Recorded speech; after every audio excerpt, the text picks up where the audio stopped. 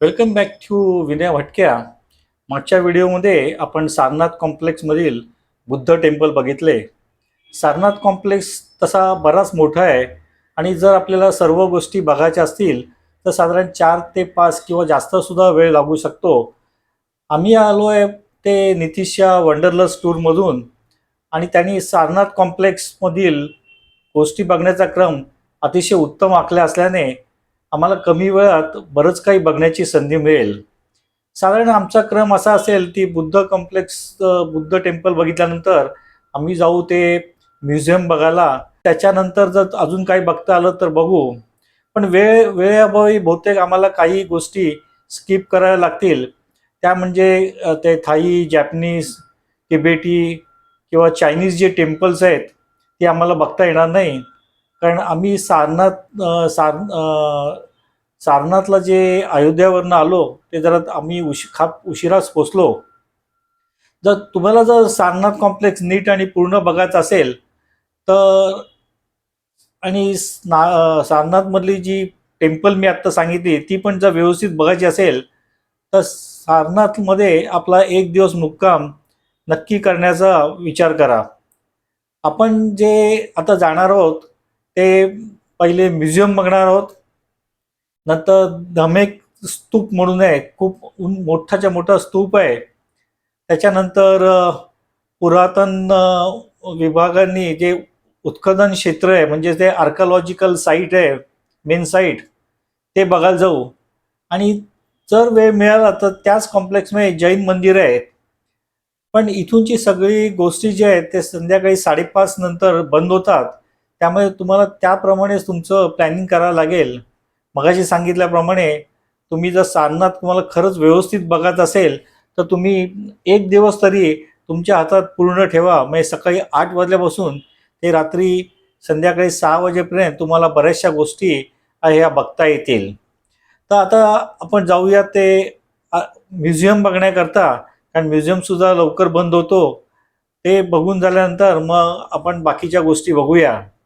तर चला आपण निघूया आता पुढे. आणि मग तुम्हाला जे काय म्युझियममध्ये दिसेल त्याच्याबद्दल मी नेहमीसारखीच माहिती जी काय माझ्याकडे आहे ती तुमच्यापर्यंत पोचण्याचा प्रयत्न करेल. आता आपण आलो आहोत ते सारनाथमधील पुरातत्व संग्रहालय बघण्यासाठी. हे जे म्युझियम आहे हे भारतातील सर्वात जुन्या आणि महत्त्वाच्या संग्रहालयापैकी एक आहे आणि उत्तर प्रदेशातील वाराणसीजवळ साधारण वाराणसीपासून 12 किलोमीटरवर सारनाथ आहे आणि तिकडे हे म्युझियम आहे. आणि जिथे भगवान बुद्धांनी ज्ञानप्राप्तीनंतर आपले पहिले प्रवचन म्हणजे ते धम्मचक्र प्रवर्तन दिले होते. संग्रहालयामध्ये जाण्यासाठी एंट्री तिकीट आहे. पण आम्ही आलो ते नितीशच्या वंडरलस टूर मधून आणि नितीशने तिकीट आणि गाईड याची अगोदर व्यवस्था करून ठेवली असल्याने आम्हाला फार वेळ काय थांबायला लागलं नाही. या संग्रहालयाची जी स्थापना आहे ती 1904 झाली आणि 1910 ते पब्लिककरता ओपन करण्यात आलं. आता ह्या संग्रहालयाची जे इमारत आपण बघतोय ती संगाराम म्हणजे बौद्ध विहारच्या आराखड्यावर आधारित आहे. आणि हे संग्रहालय भारतीय पुरातत्व सर्वेक्षण म्हणजेच ते ASI हे मेंटेन आणि मॅनेज करते. ह्या संग्रहालयात एकूण 5 दालने आहेत ज्यामध्ये बौद्ध कला, हिंदू देवतांच्या मूर्ती, शिलालेखाचे प्रदर्शन असं बरंच काही आपल्या या संग्रहालयामध्ये बघायला मिळणार आहे. पहिलं जे दालन आहे म्हणजे आपण तिकीट काढल्यानंतर लगेचच शिरल्या तिथून एंट्री करणार आहोत. काही लोक सेंट्रल हॉलमधनं सुद्धा एंट्री करतात. पण पहिलं जे दालन आहे जिथून आपण आपला वॉक चालू करणार आहोत त्याला म्हणतात उत्तर पूर्व दालन. इथे प्रामुख्याने उत्खननात सापडलेल्या दैनंदिनी वापरणाऱ्या वस्तू म्हणजेच नाणी, मातीची भांडी आणि बरेच काही शिलालेखसुद्धा ठेवलेले आहेत. आणि हे दालन आपल्याला त्या काळातील लोकांची जीवनशैली आणि प्रशासकीय कामांची साधारण एक आयडिया देते. नंतर दुसरं दालन जे येतं ते शैव आणि वैष्णव मूर्तीसाठी प्रसिद्ध आहे. येथे भगवान शिवांचे अंधकार सुरवत शिल्प आणि विष्णूंच्या विविध रूपांमधील मूर्ती आहेत. त्यातून त्या काळातील धार्मिक समन्वयाची कल्पनासुद्धा आपल्याला येते. आणि सर्वात मोठं जे दालन आणि जे मोस्ट पॉप्युलर दालन आहे त्याला म्हणतात सेंट्रल हॉल किंवा मेन हॉल.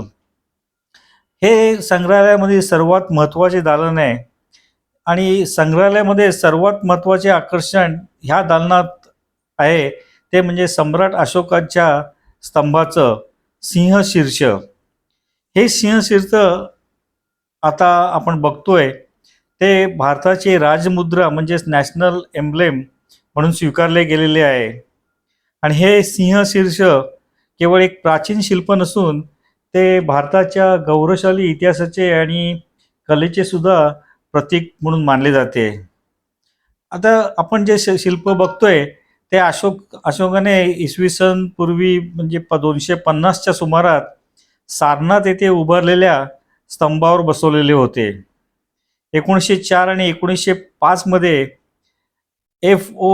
ओर्टेल यांनी जेव्हा एक्स्कवेशन केलं तेव्हा त्यांनी हे शिल्प शोधून काढलं. साधारण 26 जानेवारी 1950 रोजी भारताने या शिल्पाला राष्ट्रीय बौद्धचिन्ह नॅशनल एम्ब्लेम म्हणून स्वीकारलं. हे शिल्प आपण जे बघतोय ते एकाच चुनखडीच्या पाषाणातून म्हणजे जे सँडस्टोन म्हणतो त्यावर कोरलेले असून त्यावर मौर्यकालीन झळाळी म्हणजे झळाळी म्हणजे मौर्यन त्यावेळचं पॉलिश त्याच्यावर केलेलं आहे आणि ते इतकं सुंदर आहे ते आजही ते पॉलिश म्हणजे ते ते मूर्ती म्हणजे ते वास्तू काचेसारखी चमकताना आपल्याला दिसते. आणि ह्याला 3 प्रामुख्याने भाग आहेत. म्हणजे शिल्पाच्या वरच्या भागात 4 सिंह आपल्याला दिसत आहेत. ते एकमेकांकडे पाठ करून 4 दिशांना तोंड करून उभे आहेत आणि हे सिंह शक्ती, शौर्य, अभिमान आणि विश्वासाचे प्रतीक आहेत. नंतर आपण जे बघतो मध्यभाग म्हणजे त्या सिंहाच्या खाली एक गोलाकार पट्टी दिसते आपल्याला ज्यावर 4 प्राणी कोरलेले आहेत. एक आहे हत्ती म्हणजे तो पूर्वेचा प्रतीक, दुसरा आपल्याला दिसतोय ते बैल पश्चिमेचे प्रतीक, घोडा दक्षिणेचे प्रतीक आणि सिंह उत्तरेचे प्रतीक. या प्राण्यामध्ये एक धम्मचक्र म्हणजेच आपण त्याला म्हणतो अशोक चक्र असून त्याच्यामध्ये 24 आरे आहेत. सर्वात खालच्या भागात एक उलटे उमललेले कमळ पण दिसते आपल्याला ज्याला घंटाकृती पाया असे म्हटले जाते. आता आपण बघतोय ते ह्याच दालनामध्ये सिंहशीर्षाच्या अगदी जवळ असलेले एक विशाल पाषाण छत्र. ऐतिहासिक आणि तांत्रिक दृष्टिकोनातून त्याचे महत्त्व फार महत्त्वाचे आहे. म्हणजेच हे छत्र कुशाण सम्राट कनिष्क याच्या काळातील म्हणजे इसवी सन 120 ते 130च्या सुमारासचे आहे. हे छत्र मथुरा येथून आणलेल्या लाल वालुकामय दगडापासून म्हणजेच रेड सँडस्टोन बनून बनवलेलं आहे. आणि हे छत्र जे आपण बघतोय हे मूळतः बोधिसत्व म्हणजे भगवान बुद्ध यांच्या एका विशाल मूर्तीवर धरण्यासाठी तयार केले होते. भिक्षुबल नावाच्या व्यक्तीने हे छत्र आणि त्याच्यासोबतची बोधिसत्वाची मूर्ती सारनाथ येथे दान केली होती असे यावरील शिलालेखावरून आपल्याला समजते. आणि हे केवळ एक दगडी चाक नसून त्यावर अतिशय सूक्ष्म आणि अर्थपूर्ण कोरीवकाम सुद्धा तुम्ही जर नीट बघितलं तर आपल्याला दिसतंय. छत्राच्या मध्यभागी एक उमललेले कमळ कोरलेले आहे आणि कमळाच्या भोवती अनेक वर्तुळे आहेत ज्यामध्ये प्राणी, फुले आणि शुभचिन्ह सुद्धा कोरलेली आपल्याला दिसते. आता ह्या छत्राचा जो दांडा आहे तो सुद्धा ह्या सेंट्रल हॉलमध्ये आपल्याला दिसतोय. आणि हे छत्र त्या काळातील राजांचे वैभवाचे आणि बुद्धप्रती असलेल्या आदराचे सुद्धा प्रतीक आहेत.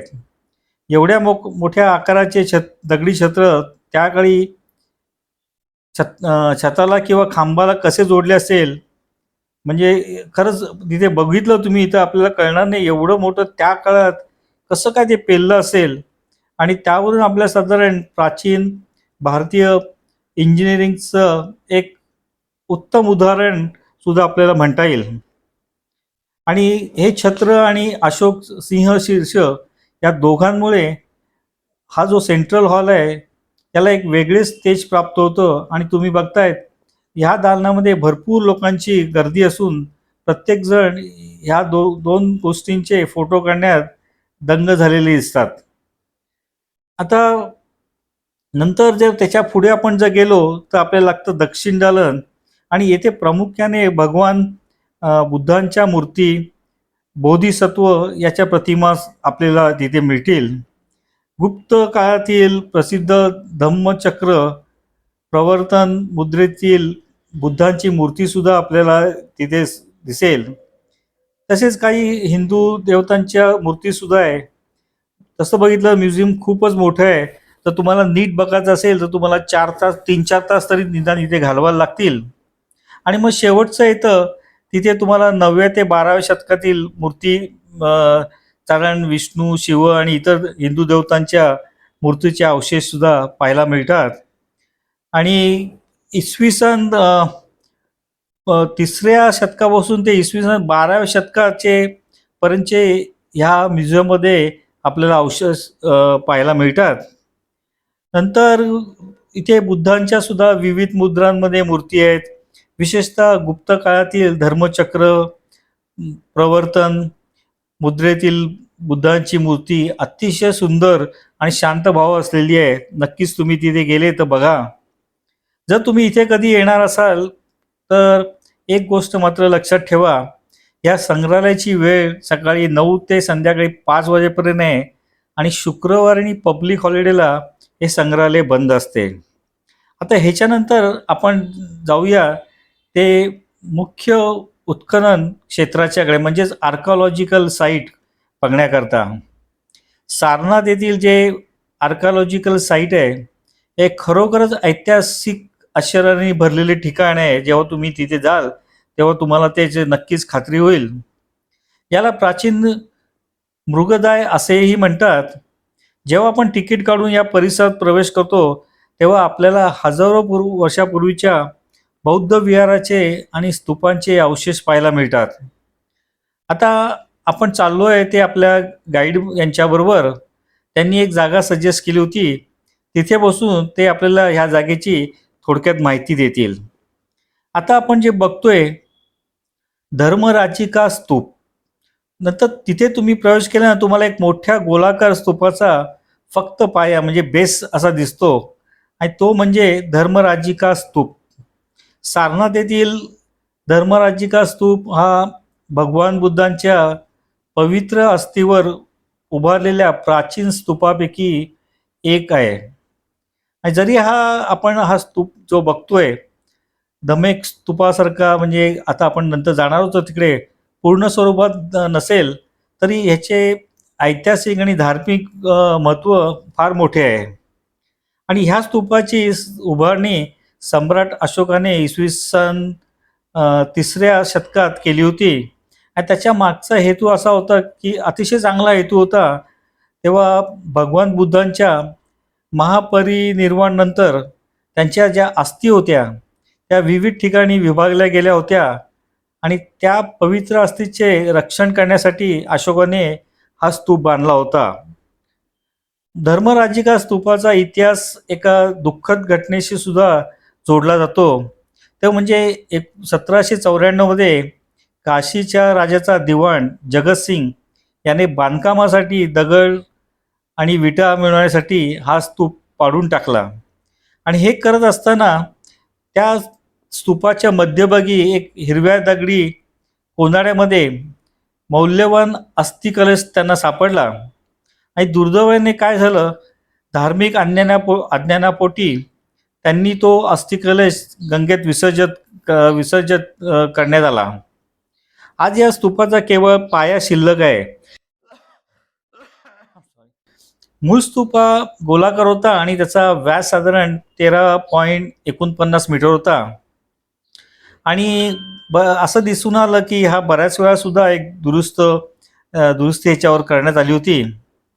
आणि हा जो स्तूप आहे हा जगप्रसिद्ध अशोक स्तंभ, म्हणजे आपण जे म्युझियम बघितलं तिथे उभा होता सिंहशीर्ष, त्याच सिंहशीर्ष जे आपण बघितलं संग्रहालय त्याच्याच बाजूला आहे. आणि मानवी चुकांमुळे अतिशय सुंदर वारसा असलेला हे वास्तू नष्ट झाल्याचं एक उत्तम उदाहरण सुद्धा ठरू शकेल. नंतर आपण जातो ते मूळ गंध कुटीर विहार. सारनाथच्या पुरातत्व म्हणजे आर्किओलॉजिकल साईटच्या इथे मूळ गंध कुटीर विहार हा म्हणजे भगवान बुद्धांच्या वास्तव्याने पावन झालेली ही जागा आहे. आणि पुरातत्व खात्याने केलेल्या उत्खननामुळे या वास्तूचे ऐतिहासिक स्वरूप सगळ्या जगासमोर आलेले. आणि जर तुम्ही बघितलं गंधकुटी या शब्दाचा अर्थ सुगंध कुटी असा होतो.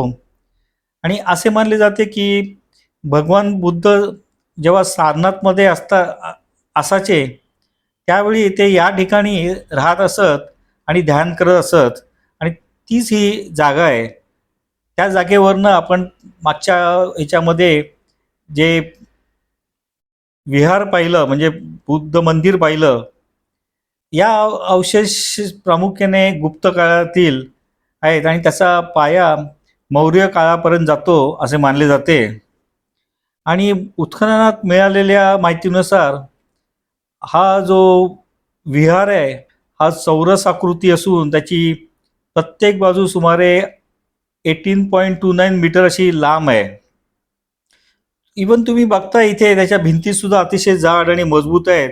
आणि ही जागा सुद्धा पर्यटकांमध्ये खूप पॉप्युलर आहे. बरेच लोक इथे येऊन फोटो सुद्धा काढतात. नंतर आपण जो बघायला जातोय तो अशोक स्तंभ पिलर. ज्या स्तंभाचे सिंहशीर्ष आपण संग्रहालयात पाहिले त्या अशोक स्तंभाचा मूळ भाग जो आपण बघतोय तो एका काचेच्या आवरणाखाली सुरक्षित ठेवलेला आहे. तिथूनच तो सिंहशीर्ष आणून आता म्युझियममध्ये ठेवलेला आहे. आणि ह्या स्तंभावर सम्राट अशोकाने ब्रह्मलिपीत काही आदेश कोरलेले होते जेणेकरून बौद्ध संघात फूट पडू नये अशी त्याची इच्छा होती. आणि हा स्तंभ सुद्धा मौर्यकालीन पॉलिशामुळे आजही चमकतोय. इथे बरेच ह्या विहाराचे इथे तुम्ही बघाल तर विहारांचे अवशेष आहेत. आणि इथे जगभरातून आलेले बौद्ध भिक्षुक शिक्षण घेण्यासाठी आणि राहण्यासाठी येत असत. आणि त्यांना राहण्याची कशी खोल्यांची रचना, नाण्यांची व्यवस्था किंवा स्वयंपाकघराचे अवशेष असे बरंच काही इथे पाहण्यासारखं आहे. तर तुम्हाला इथे सुद्धा जर खूप आवड असेल तर तुमचे 2-3 तास तर सहज इथे तुम्ही या गाईडबरोबर पाहू शकतात. आणि आता आपण सर्वात जाणार आहोत ते धम्मेक स्तूप. अतिशय पॉप्युलर असा हा स्तूप आहे. बरीचशी मंडळी इथे फॉरेनमधनं सुद्धा इथे बघायला येतात. आणि ह्या उत्खनन क्षेत्राचा प्रवास धम्मेक स्तूपापाशी संपतो. आणि हेच ते ठिकाण आहे जिथे बुद्धांनी आपल्या 5 शिष्यांना पहिला उपदेश दिला होता. धम्मेक स्तूप हा सारनाथमधील सर्वात भव्य आणि ऐतिहासिक दृष्टिकोनातून अत्यंत महत्त्वाचा असं स्मारक आहे. आमचे गाईडसुद्धा इथे आम्हाला त्याच्याबद्दल खूप माहिती देत होते. आणि असं मानलं जाते की ज्ञानप्राप्तीनंतर भगवान बुद्धांनी त्यांचे पहिले 5 शिष्य पंचवर्गीय भिक्षुक यांना येथेच धम्मचक्र प्रवर्तन म्हणजेच पहिला उपदेश दिला होता. म्हणून या जागेला बौद्ध धर्माचे उगमस्थान सुद्धा मानले जाते. धम्मेक हा संस्कृत शब्द असून धर्मचक्र यावरून आला असे सुद्धा मानले जाते. हा जो स्तूप आपण बघतोय हा गोलाकार आणि त्याची उंची साधारण 43.6 मीटर म्हणजे 143 फूट आणि त्याचा व्यास साधारण 28 मीटर एवढा आहे, मोठा आहे. या स्तूपाचा जर तुम्ही खालचा भाग बघाल, आता मी एक राऊंड मारतो त्याला, तेव्हा तुम्ही खालचा भाग जर नीट बघाल तर हा भाग विशाल शिळांनी म्हणजे दगडांनी बनलेला आहे, तर वरचा भाग विटांनी बांधलेला आहे. हा स्तूप मौर्य, कुषाण आणि गुप्त अशा विविध कालखंडामध्येच विकसित झाला असावा आणि सध्याची रचना प्रामुख्याने गुप्त कालखंडातील म्हणजे इसवी सन 500 ची आहे. स्तूपाच्या दगडावर सुद्धा तुम्ही तर नीट बघितलं तर अतिशय सुंदर भूमितीय आणि फुलांची अशी नक्षी कोरलेली पण आपल्याला दिसते. आणि हे जे काम आहे, कोरीव काम, हे गुप्त काळातील शिल्पकलेचे उत्कृष्ट नमुना म्हणून मानले जाते. आणि येथील नक्षीमध्ये मानवी आकृत्यांपेक्षा निसर्ग आणि नक्षीकामावर जास्त भर दिलेला सुद्धा आपल्याला दिसतोय. आणि हा एक ठोस सॉलिड स्तूप आहे, म्हणजेच तर काय की त्याच्या आतमध्ये कोणतीही पोकळी किंवा खोली नाही. येथे अनेक बौद्ध भाविक प्रदक्षिणा घालतात आणि सुप्त पठण सुद्धा करतात. त्यामुळे इथले वातावरण खूप आध्यात्मिक असे वाटते. आणि सारनाथमधील इतर बऱ्याचशा वस्तू काळाच्या ओघात नष्ट झाल्या किंवा पाडल्या गेल्या, पण धमेक स्तूप आजही ताठ मानाने तिकडे उभा असलेला आपल्याला दिसतोय. आणि गाईड लोकांचा तो आवडीचा विषय आहे. म्हणजे आर्किओलॉजिकल साईट इथे जर तुमचा गाईड चांगला असेल तर तुम्हाला प्रचंड माहिती इथे तिथे मिळू शकते. आणि हे सगळं मी बघत होतो कारण आम्हाला वेळ कमी होता. मागे 2 याच्या सांगितल्याप्रमाणे तुम्ही जर यायचं असेल तर सकाळी 8 वाजल्यापासून सारनाथ कॉम्प्लेक्सला व्हिजिट द्या, तर तुम्हाला ह्या गोष्टी, तुमचा गाईड जर चांगला असेल तर खूप इंटरेस्टिंग तुम्हाला माहिती मिळू शकेल. अतिशय प्राचीन काळातले आपले लोकांनी काय तयार करून ठेवलं होतं ह्याची आपल्याला कल्पनासुद्धा येत नाही.